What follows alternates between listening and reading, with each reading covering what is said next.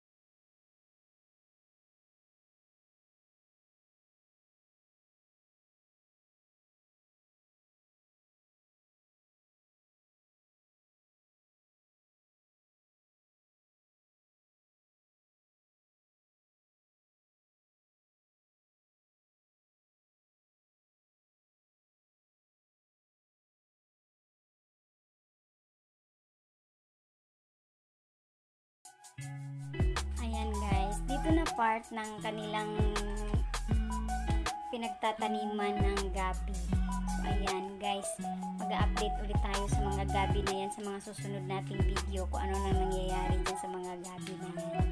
So ayan yung kanilang tinanim na gabi guys, makikita nyo medyo pili lang din kung saan nila tinatanim yung gabi kasi nga yung lupa dyan guys is medyo mabato yan.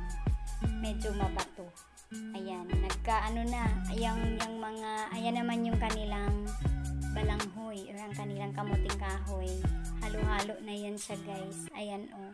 Yung kanilang kamuting kahoy guys, makita nyo ang ganda na ng kanilang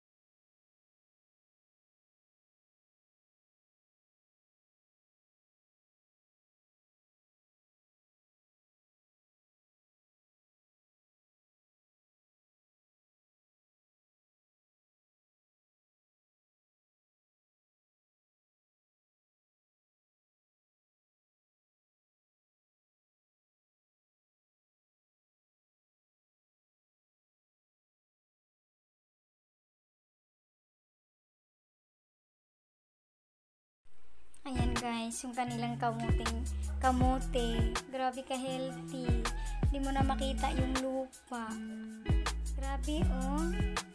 Hindi ko lubos akalain na yung update ng ating update ng kanilang kamutihan nila tatay, ganito ka ganda yung tubo. So ayan oh, tingnan mo yung kanilang balanghoy. Napaka healthy talaga. Ang sarap lang tingnan, ang sarap lang pakinggan na sa kabila ng sipag nilang magtanim ng ganyan. Ang hirap magtanim, ang hirap mag-farming. Pero kung talagang, totoo nga, na pag nasa probinsya ka talaga, pag talagang masipag ka lang, di ka magutom. Di ka magugutom. Kasi kung talagang masipag kang magtanim, mabilis. Di ka mawawala ng pagkain. So, ayan o, tingnan nyo guys, napaka-healthy ng balanghoy nila nanay. Ayan, tingnan natin yung iba. Tingnan natin yung ibang mga balanghoy nila. Kasi nakapaikot, ano kasi yan guys, nakapaikot kasi yan siya sa isang bahay. Yung bahay niyan wala na nga katira, kaya nilinis ni tatay ko, pinaikutan yung bahay ng mga pananim. At yan yung mga tinanim nila. Ayan o, tingnan nyo guys yung kanilang pananim. Na-overwhelm talaga yung puso ko na makita na ang ganda ng tubo ng kanilang mga pananim. Para bang masabi mo na kahit pinagpaguran nila yan, parang pinaghirapan nila yan, worth it yung pagod nila tatay. Worth it ang pagod nila tatay sa pagbungay, pagguna, pag-atiman, yung ano. Tara guys, samahan nyo ako ulit guys, silipin natin yung iba.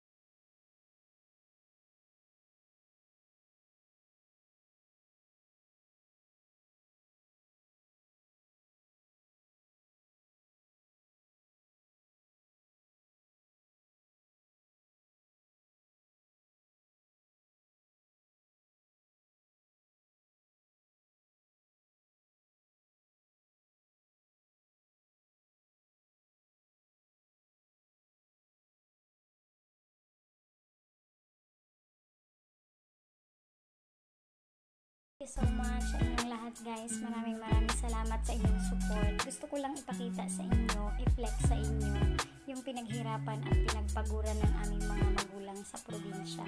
So salamat sa inyong support. Thank you so much. Na